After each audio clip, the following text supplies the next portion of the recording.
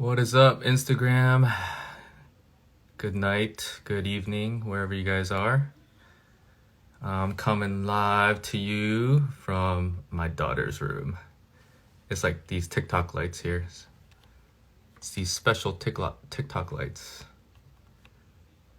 And I gotta show my daughter.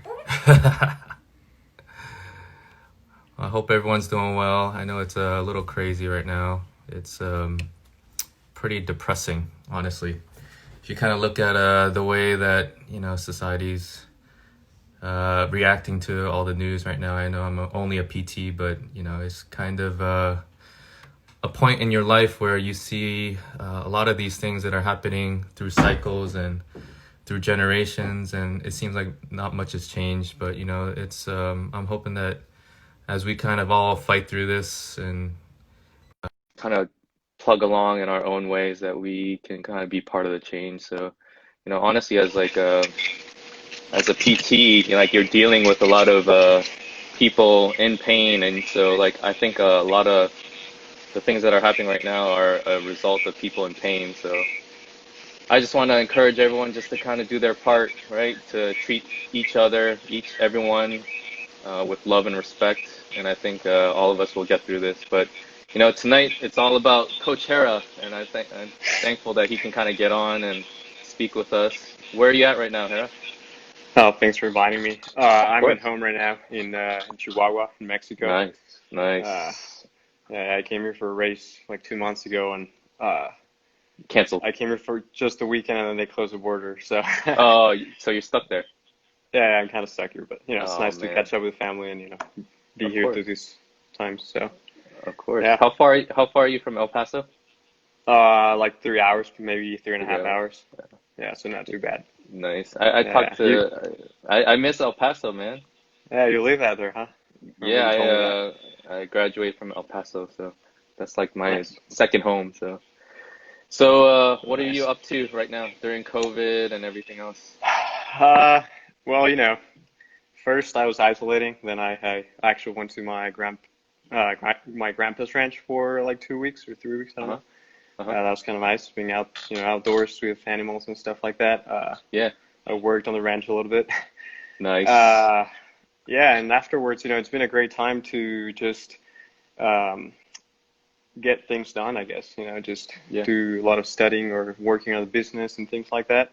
Uh-huh. That was hard to do before with, just work and traveling around and things like, races or training or Sure. whatever. So Sure. it's been a great time. I mean, but we have to look at the bright side, right? So Yeah. It's kind yeah, of it's been good. it's easy to look at the negative right now with all the bad stuff that's going on. So Right. Yeah, but yeah. there's for sure a lot of good things. So yeah, I'm grateful that I can, I've gotten some time to write some articles and things like this. So Yeah, yeah. it's been fun. It's Slowly getting yeah, back to writing. yeah, and I think the reason I'm doing this kind of stuff is, there's no like um other motive to this, with like social media, we get to like show Right. our best all the time and everything's filtered and Right. very planned, and I kind of like doing these live things because I get to hear from like people like you, like Hmm. hear your story and how everything came about in kind of a raw way. So what is kind of your story through cycling and coaching and stuff like that? Well, I started when I was about 10 years old, I think. Hmm. My dad used to ride, and I used to play soccer, and of course, Nice. I'm Yeah, yeah. Mexican, so Of course. when I was 12 or 13, I think I changed soccer for cycling. I realized I was good at it, so Uh-huh. yeah, then just raced through the junior ranks in Mexico at the national level. Uh-huh. I got on the national team when I was 18, so that Nice. was my last year as a junior. Hmm.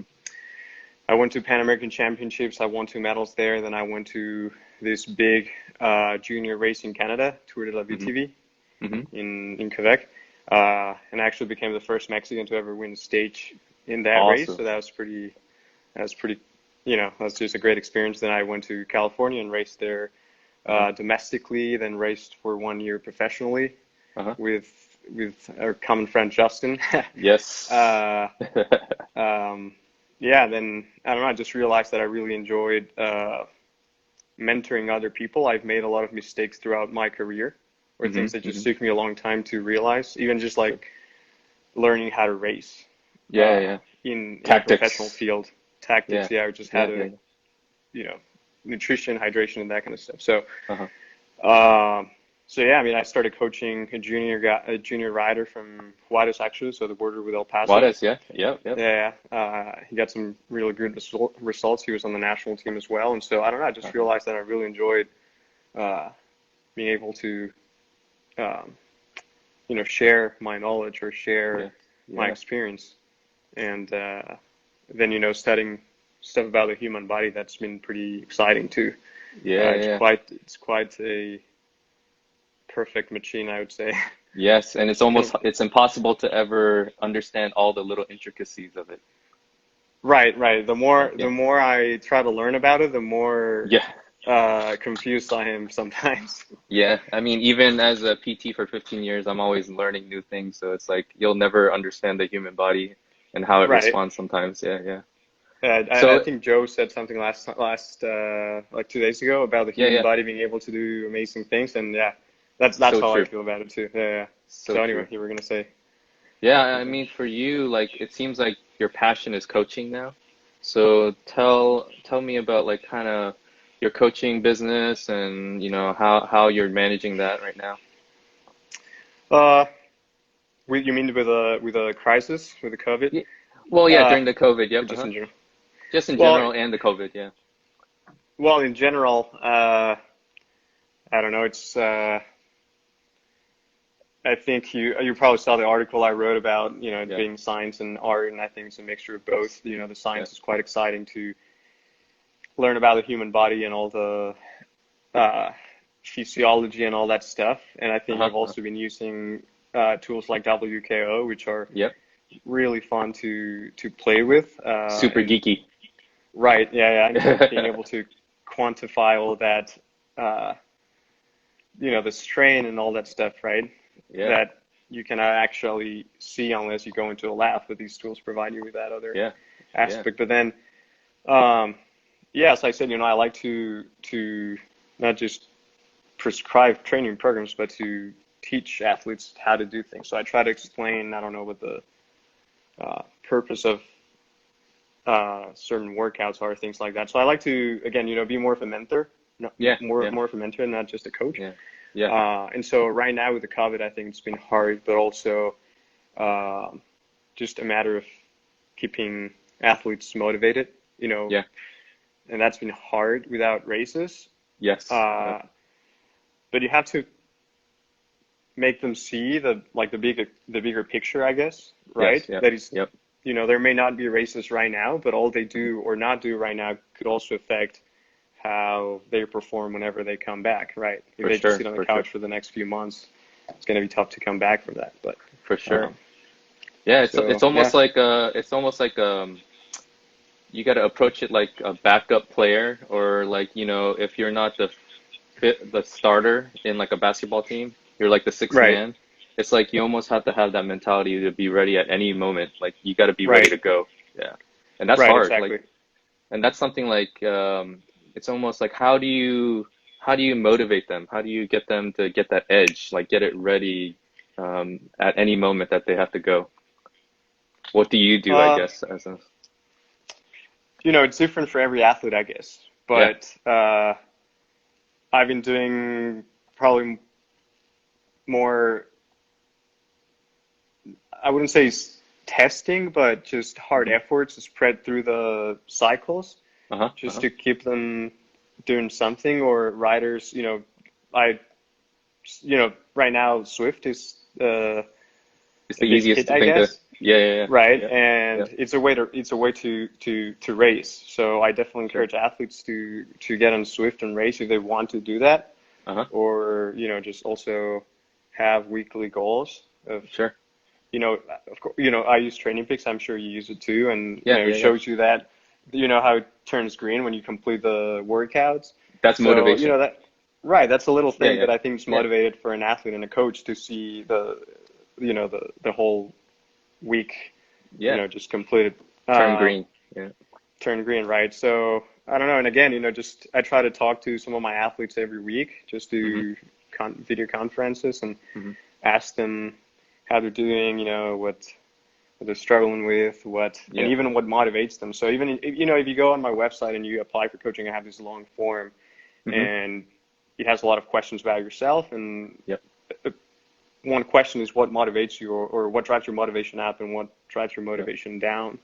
Yep. Uh, so I use that, of course, to also kind of some of my athletes have been putting comments on the workouts and training pics like Yeah. you are in Redlands Queen Stage and you're off the front, and just things like that. I don't know. Yeah, it's almost like So imagery. It's like you gotta like pretend that you're in a situation to get your mind sharp. There's a lot right, of value to that, right? right, yeah, yeah, yeah. So this one athlete, he told me that what motivates him when he's training is thinking about races.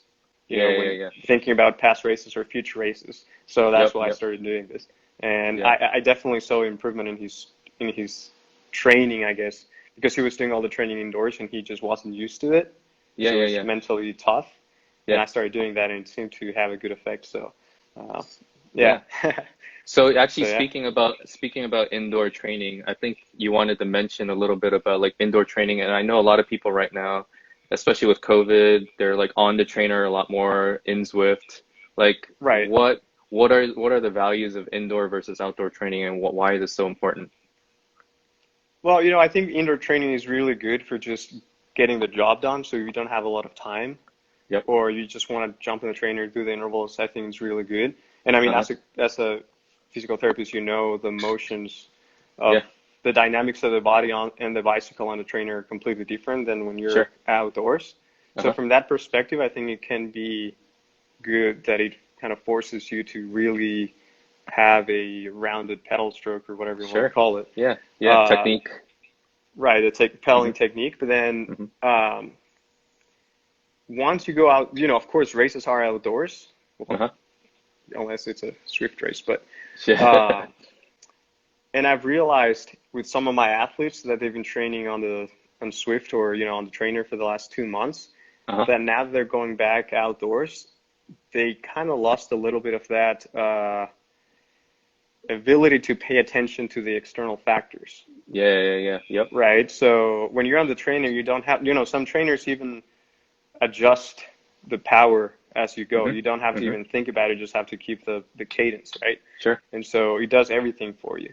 Yep. And you kind of lose that ability to do things or even push yourself Hmm. uh, when you're doing an interval, right? Sure. Your Yeah. power drops because you're just not used to anymore. You're Exactly. not used to pushing yourself anymore. So, Hmm. and handling your bike and things like that. So, Hmm. uh, I think it's important to remember that riding outdoors Yeah. uh, is necessary for a Yeah. performance, especially if you race. Sure. So I definitely, of course, if there are restrictions in your area, don't do it. But if Sure. you can go outdoors, and even just being outside in sunlight and that kind of stuff Yeah. is Vitamin good for D. you. So, Yeah. exactly, vitamin D. Yeah. So, Yeah. yeah, I definitely encourage people to go outdoors if they can. Yeah. Uh, And I think yeah, one of the things that I found is that like, when you're spending a lot of time on the trainer, and I like to do focus intervals on the trainer when I need to do it, but then like right, if I do that for consecutive weeks and then I go outside and get on my bike, I immediately lose that proprioception balance. It's like, oh right, shoot, like what the heck? It's like my handling is a little off, and right. it's that skill that you have to keep sharp all the time. But I see people always on Zwift right now. It's kind of scary. You almost lose that skill, right? Yeah, yeah. And I didn't realize it myself again until I mean, I kind of When knew, but now it became more and more clear with athletes yeah, kind yeah, of yeah. struggling with that stuff. But anyway, yeah, Yeah, that's it's an interesting stuff though. I mean, it's something that you don't really normally encounter, but with COVID and everything, it's like these are things that people need to be reminded, like the little things for right. athletes that are trying to prep. So, There's a lot of um, little things. yeah. So like kind of going into like personal stuff for you, like, there's obviously a lot of the big topic right now, racism, right? And, Right. it's kind of something you can't ignore. For you, when you were in cycling, kind of going through the ranks as a Mexican cyclist, Did you ever Hmm. encounter these kind of like racism, I guess, maybe inadvertently or blatantly in cycling? Have you noticed that? Because it is primarily, obviously, a white sport. I mean, you can't Right. really deny that. But like, have you ever encountered anything like that? When I was a junior at that Hmm. race, actually, that La VTV, or even before that, I I didn't see it as racism, but there was definitely some. Uh, Sorry that I forget the words, but English No, is it's not a, my first say it language. in But Spanish. Say it in Spanish. just no, I just people definitely looked at us differently. Uh-huh. Uh-huh. You know, just I could tell. Well, actually, there was a team, and it was actually the U.S. national team that were standing Uh-huh. by the podium one day, and we walked by, my Uh-huh. teammates and myself, Uh-huh. and they all looked at us and they made a joke. They didn't know we spoke English, Oh, yeah, yeah. so I understood what they Sure. said. Sure. Uh, and the next day I got third on the stage, and then last day I won the stage, and so I kind of, they respected us a little more by the end of the Sure. race, Sure. but Sure. definitely there was a thing at the beginning. Yeah. And, of course, there are teams in the United States that don't, in Canada, that don't sign Mexican riders just for, they're concerned. They have certain concerns, I guess, of doping About and all that kind of this. stuff. Oh, doping. Okay. Okay. Right. Which, Yeah. or, that's what they say. I don't know if it goes Sure. any further Sure. than that, and I don't Yeah. really know. But, Yeah. uh, and I don't know if that's racism, but I guess in a way it kind of is. They're just judging the whole country based on a few people that may have Few made bad mistakes. seeds. Yeah. Yeah. Yeah. Right. Uh-huh. Yeah. Uh, yeah, and I mean, I don't know. I remember riding my bike out in like Pennsylvania and in some of those places, Mm-hmm. or like out in the country, in Mm-hmm. some te places in Texas, and I had my uniform had my flag, my Mexican flag on the side, Yeah. and I was definitely concerned about my safety sometimes Sure. when I Yeah. was Yeah. out Yeah. there. Yeah. Yeah. Yeah. Uh, but yeah, I mean, I nothing mean, really ever happened. yeah. I mean, we can kind of like look back at certain instances in our lives. I'm saying this as like a Korean American. Right. You as a Mexican cyclist, it is something that should be, addressed as far as, bringing awareness. But like I think, that's just something I wanted to bring up because it is important that people understand Right. that and not to make an issue about it or to cause Right. violence or whatever. But I mean, it should be discussed. So yeah, I just Right. wanted to I, get your and perspective. Yeah, Yeah, yeah. I don't think. Well, my experience hasn't been too bad. I've it been hasn't pretty bad. lucky, Yeah, and yeah, I've been lucky enough to also, you know, be friends with a lot of really good people. for sure. Yeah, And yeah, maybe I've just been lucky, but that's been my experience. But I that's know that good. it's out there, Sure. so yeah, something that should be addressed for sure. Yeah. Speaking about like doping, have you watched the yesterday's Lance episode or? And no, I haven't watched any of the Oh, you haven't watched Lance's it stuff. yet? Okay. No, no. It's pretty intense, but like what's kind What's it of about?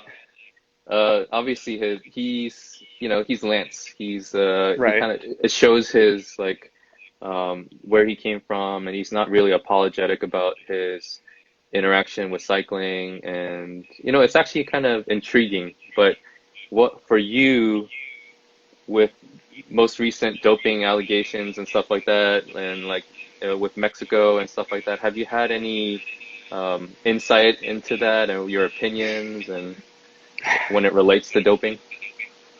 Yeah. It's been sad actually, and that's what I was talking before, right? Hmm.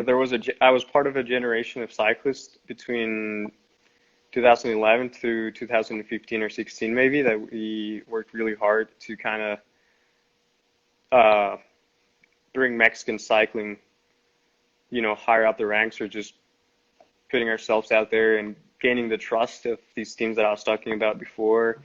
Uh-huh. Um, and so I think it was, uh, not just the riders, but the people who supported us and the people who believed in us Uh-huh. that helped us pave uh, this road, I guess, for the new generations. Uh-huh. And so then this guy comes and he does what he does, and I think that's gonna affect Mexican cycling for sure, and that actually Yeah. saddens me and worries me since I'm a coach and a mentor to young athletes who Mm-hmm. I coach an athlete who is actually watching right now. He races in California and he's getting some really good results and he's a really good prospect. Uh-huh. Uh, but I just wonder how, these young Mexican cyclists with these impressive power numbers is Uh-huh. going to be looked at Sure. after a young Mexican Yeah. athlete with impressive power numbers tested positive, Sure. Yeah. right? Yep. So I'm kind of worried about that for sure. Yeah. And it's been a problem. I don't know if you saw, now that you're talking about Lance, Uh-huh. there's a story about Lance quieting some Italian rider at the tour, Yes, he spoke about that. and Yep. he Uh-huh. mm, Yeah, yeah, to sip it, exactly. right? Yep, yep. And so I posted an article a few days ago, and then a friend of mine also posted a video about it Uh-huh. just 2 days ago, I think. Uh-huh. And there's been a really negative reaction to all of that. So Yes. these other Master, this veteran rider, posted Uh-huh. another video responding Uh-huh. to my friend and Uh-huh. saying that there was not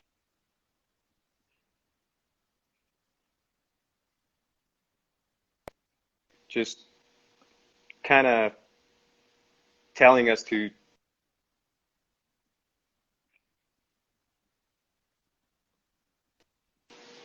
know, Uh-huh. Uh-huh. be, yeah, I kind of lost you for, Yeah, yeah. You got me? yeah. Sorry, go ahead. Yep. Do you You hear got me? everything I was saying? I missed like the last half. So what was the last thing you heard? I heard like you said that something about like someone came at you after a post Oh about no, the so zipping yeah, the yeah. right. So another friend also posted a video, and this veteran rider from Mexico, this master Uh-huh. rider, posted another video uh, going at my friend and saying that we shouldn't be talking about these things, that we should just shut up and Uh-huh. don't. Uh-huh. He was saying that we don't love our country because we're speaking up about these issues. Yes. Yeah. So that's kind of the culture, and that's pretty sad. I think doping is probably always going to exist. I think Yeah. people will always try to find a way to cheat in order to win, Yes. because Sure, there's sure. obviously people who want to win at all cost. But Yes. uh, I mean, that is also an issue that should be addressed, and not all of us are doing it that way. And I Yes. Yeah. think writers like Joe Uh-huh. show that you don't need to do that stuff to perform at the Sure. top level of a sport, right? Yeah. Yeah. Uh, so And yeah, these I young. think, yeah, Sorry, go ahead. how do you like motivate these kids?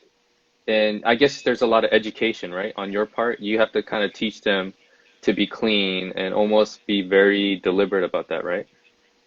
Yeah, I definitely have to talk to them about it Yeah. from the very beginning when we start Yeah. working. I try to mention that, and Uh-huh. uh, as I said, I usually speak with them every week or so, and I Mm-hmm. try to teach them also. It was Joe mentioned something about how an athlete who's racing at an elite level and then goes to a world tour level or is trying to Yeah. go to a world tour level or pro Uh-huh. country level and doing these really hard races. If Uh-huh. he's not, if he's not ready for it physically, his whole body, he's Yeah. not going to perform. And that's one Sure. of the things that I try to teach my athletes, and especially as I increase the volume of training, Mm-hmm. because a lot of these riders are training like 10 hours a week, 12 hours a Sure. week. Yep. And then they're like, oh, I want to become a pro on the road. Yeah, yeah, yeah. It, So, it's a whole different process, a whole yeah. different. So I try to walk them through that process of what it's going to be like, how the Yeah. volume is going to increase and how hard it's Uh-huh. going to be, and Uh-huh. how their entire body needs to work properly in order to achieve those performances, and try to tell them, the different aspects of performance, right? So Uh-huh. Uh-huh. nutrition, recovery, lots of training, Mm-hmm. of course, the strength training and maintenance of the body and things like that. So, Yeah. uh, to, and I think that's my way to explain to them how everything comes together to really create performance, and that Yes. a shortcut like drugs is not really going to do the trick. Yeah, yeah. And I think So, that's a valuable lesson, I think, for every athlete. Like there are no shortcuts. Like, as a father for me, like my son is like 9 years old right now, and like Right. I'm getting him into biking, just kind of getting him going around and stuff. But I could see the frustration. He wants to go faster, faster, faster, and there's like that frustration that he can't get from step 0 to step 10. Right. And it's like hard to teach someone that just begins or just gets a little bit of knowledge and they want Hmm. all of it all at once. It's like, how do you train an athlete that's kind of a junior and then teach them that there are steps and that there is no skipping steps? Like, how do you kind of educate them or motivate them, I guess? As well, as I said, I try to talk to them and really explain the process. And sometimes Yeah, I try to use my own experiences exactly. and Yeah. how I had to, and my experience was too that as a junior I was really good, Uh-huh. and then once I went to the racing with the professionals, I really struggled with it. And I Yeah, yeah, think yeah. that also happens to a lot of juniors, and they don't really understand Yes. how hard that process is going to be. And they see riders like Quinn Simmons and these superstars that they they do it like that, right? Yeah, But they yeah, don't yeah, see all the work and how many years they've been working developing that. for sure. Uh, right? They've been working at a really high level since they were 15 or 16 years old, even if it Yeah, was in a different sport. yeah, yeah, yeah, So the different systems in their body are really well developed. So by the time yeah. they're 19, Uh-huh. they're in a whole different level, right? But you For sure. cannot expect to go from training 10 hours a week to being a world tour in 1 year. Exactly. And Yeah. so I try to walk them through that process and explain them how, even with numbers, I think that's why Training Peaks and WKO are such a great tool, because you can actually show in numbers and in graphs how their performance improves over time, or Yes. even their Yeah. projection of how it can improve over time. Uh-huh. Um, so that's what I try to use to teach them, and I think that's also an issue that I have with younger riders, Mm-hmm. that they have this big dream of becoming pro, Mm-hmm. and Mm-hmm. then once they start to actually work for it and they Mm-hmm. realize how hard it actually is, they get Yep. what's the word, discouraged, or Discouraged. Yeah. discouraged, Uh-huh. is that Yeah. the Yeah. word? Yep. Because it's hard, right? It's not easy. Yes. Yes. And I think that's a breaking point for a lot of athletes. And I've been criticized actually a lot Uh-huh. because I've worked with athletes who came to me saying they wanted to go pro. Uh-huh. And so I said, okay, are you sure about that? And they said, yeah. Yeah. And I started Yeah. working with them and increasing the volume and increasing the intensity, and not just on the bike, but off the bike as well.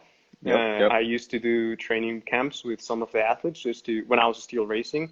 So Uh-huh. I would bring them with me to a training camp, and they would train with me, and they would Yeah. Yeah. see Yeah. all the stuff that I would do on the bike, but also off the bike, Yes. to teach them what being an athlete really meant. And Yep.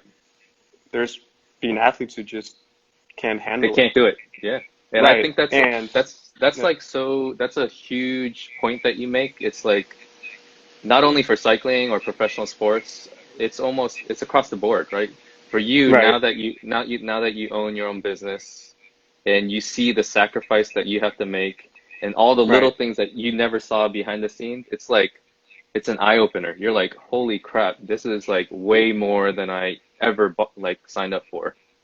right, And right.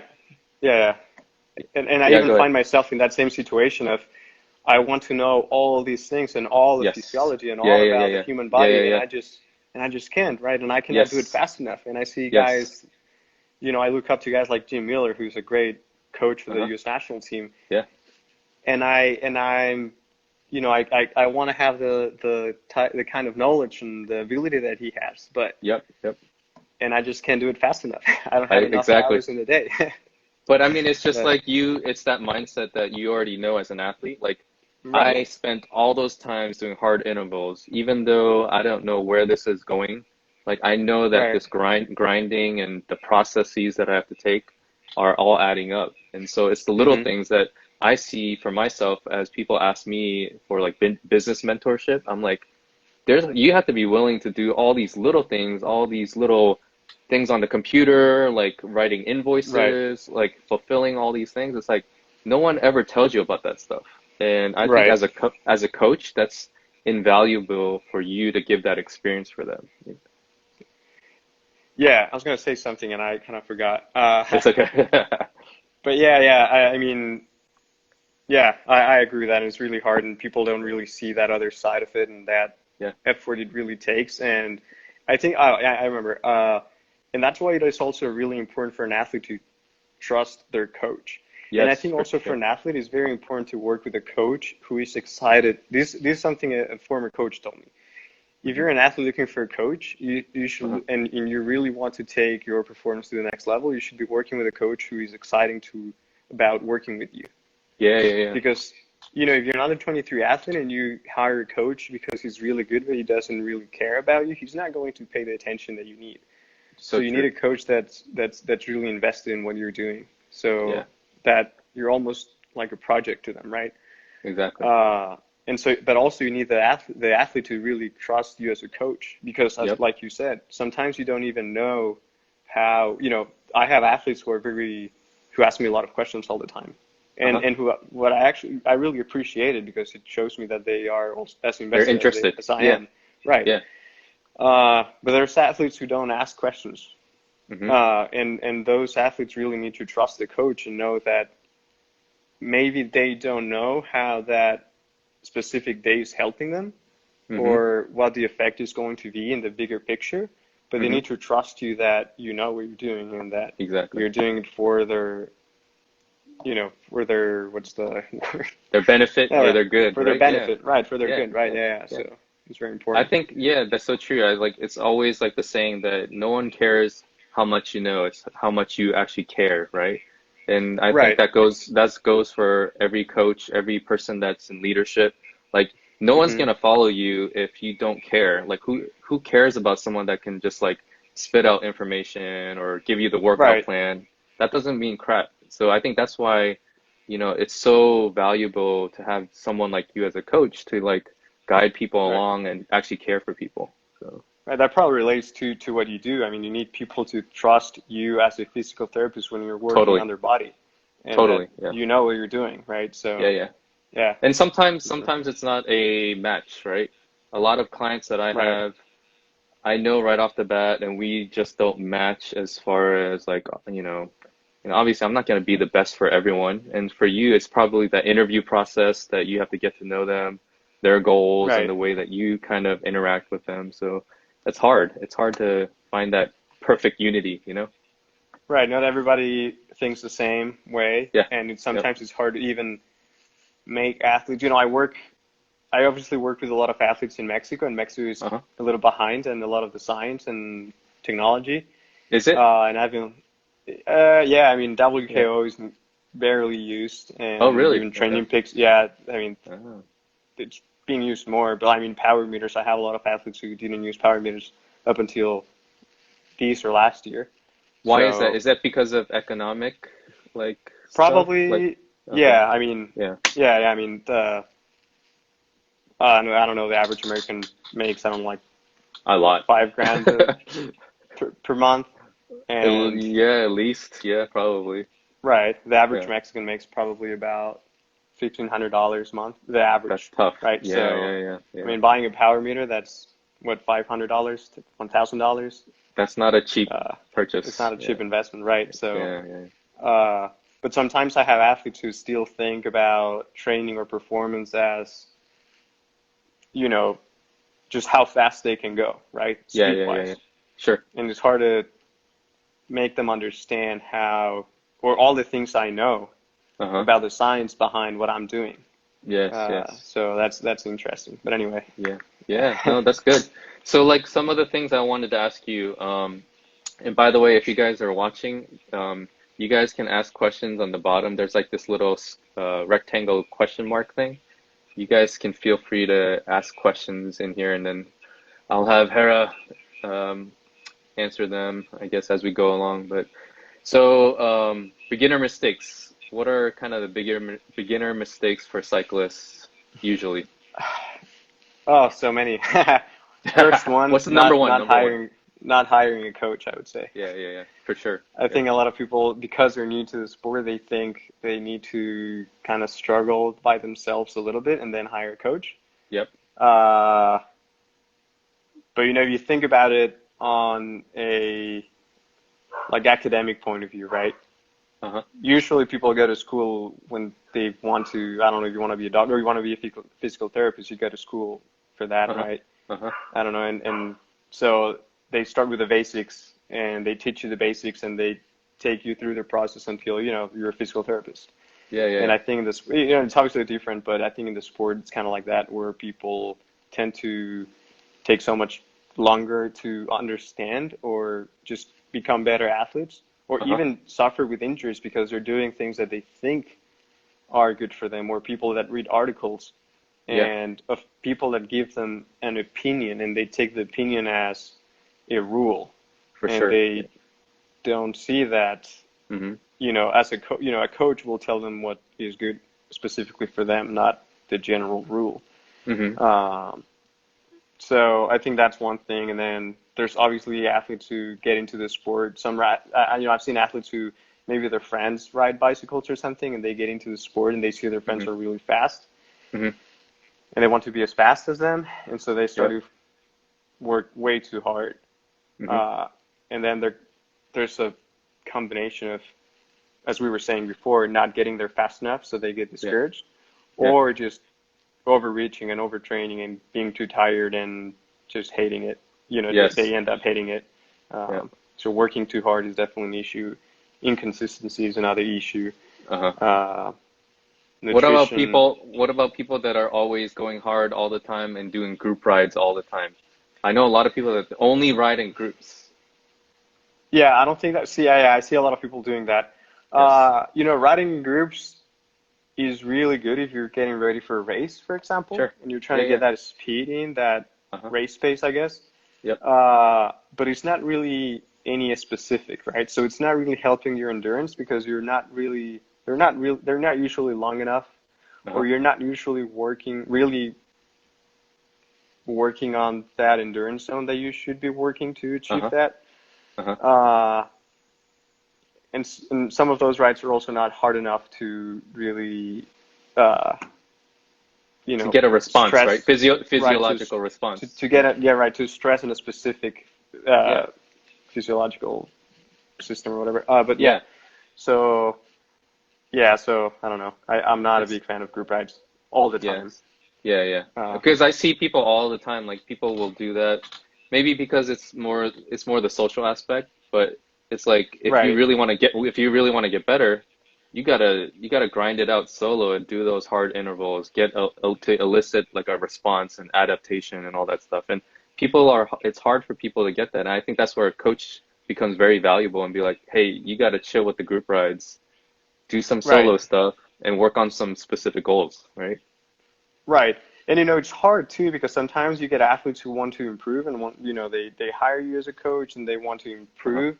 But Yeah. then once you tell them they should be riding by They themselves don't on want to do it. specific days, they don't want to do it. So Yes. that's really hard, you know. That Yes. what Yeah. can Yeah. you Yeah. do about that? But And and for so I no, go sorry. Go ahead. ahead. Go ahead. Go ahead. No, You go ahead. no, go ahead. Well, I was gonna say like for like when you're scheduling specific days, right? That's very frustrating because I know for me coaching people, it's like I have a specific workout on Monday, and Hmm. then there's a response that I want, and then I want you to rest a certain day or go a little lighter. Like, Right. how do you deal with an athlete that doesn't want to be compliant and want to do that? They always want to switch workouts and swap them out and do all that kind of stuff. You know, That's actually, hard. one of my athletes just joined who we were talking about He this does last that? weekend. But no, he agrees with what we're talking about. Oh, We're really? talking Okay. about So anyway, Yeah, but yeah. I don't know. You know, some of these athletes at first I try to explain to them how the extra strain they put on their body is really, Mm-hmm. you know, it just doesn't really go with the type of training that we're trying to do. Yep. It doesn't really, that it doesn't work with our goal, I guess. Yeah. And if they continue to not pay attention, I guess I eventually just give up and I just prescribe what Whatever. what I'm going Yeah. to prescribe. Yeah. And if they do it, they do it, and if they don't, they don't.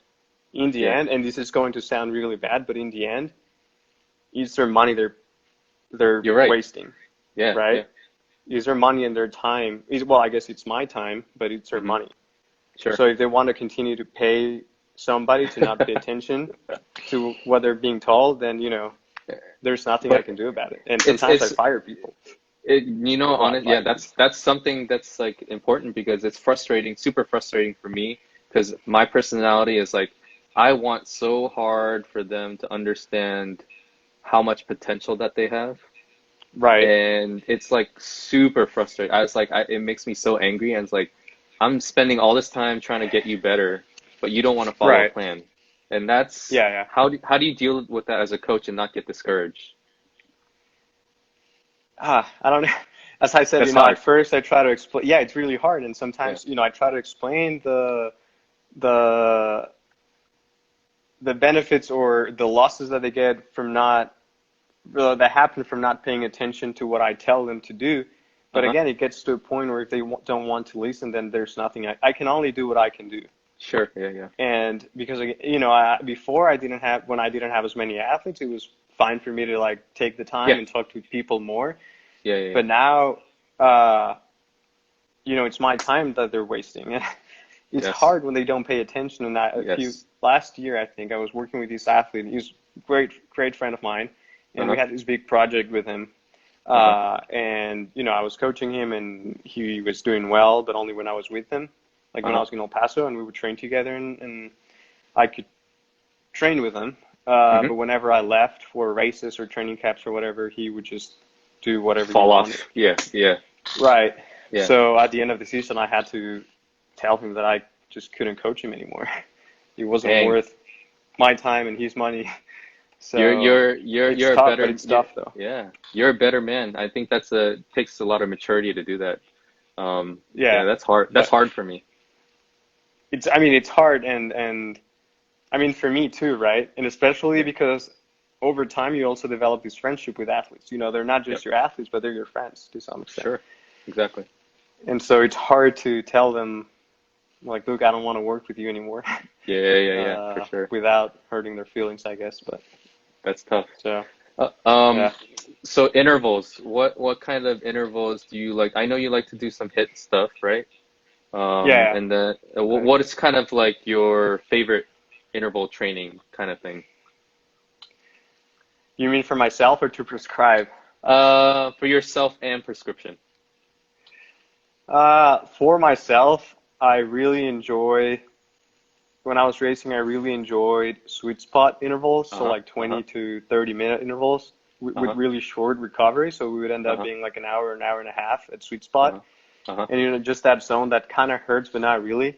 Yeah. Yeah. Yeah. I really enjoyed those, and I really enjoyed, but at the same time, I really hated like VO2 max type, like FRC type intervals. So really Yes. short, like 2-3 minutes, really hard intervals with like 1-to-1 radio of recovery. So Yeah. I actually used to do a lot of those out in Virginia, Oh, you did?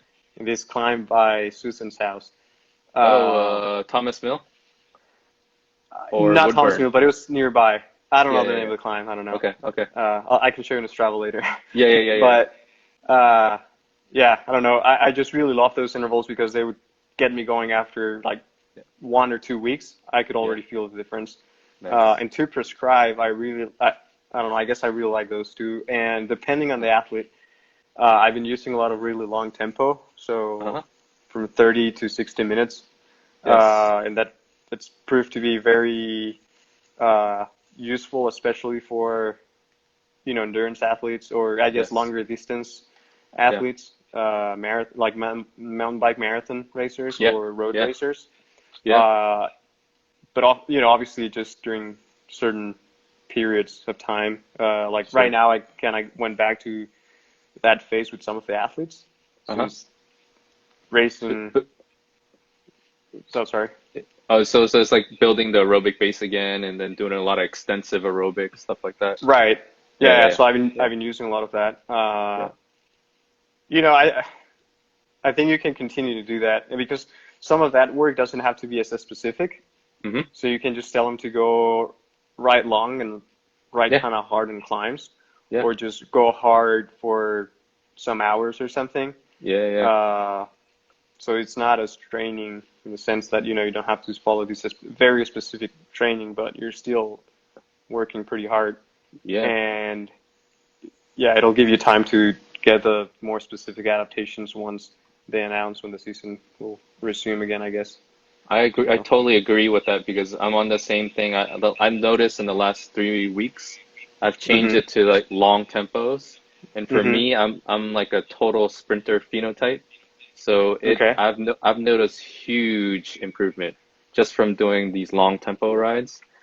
Right. Um, yeah, it's And I think awesome. that's an issue with sprinters, that Yes, because they're huge. sprinters, they tend to think that they only need to train Yes, like really high intensity. yes, But the problem is if you don't have the base to get to the finish line, to get over the climb, you're exactly. not going to have the opportunity to sprint. Yeah, Uh, and yeah, that's like for me, my time to exhaustion on WKO5 yeah. before I started those long tempos, it was like 30 minutes. And Okay. then within 2 to 3 weeks, it expanded to an hour and 6 minutes. Yeah, that's pretty So good. it was Yeah. huge. It was like huge change just from changing my Right. training. So, Right. all right. So let me ask you some questions here. Hold on. Okay. All right. What do you think about how cycling is affecting COVID-19? What do you think here? I'm rating it. What do you Uh-huh. think about? Uh, I think we kind of talked a Kind of little talked bit about about it, that right? earlier. Yeah.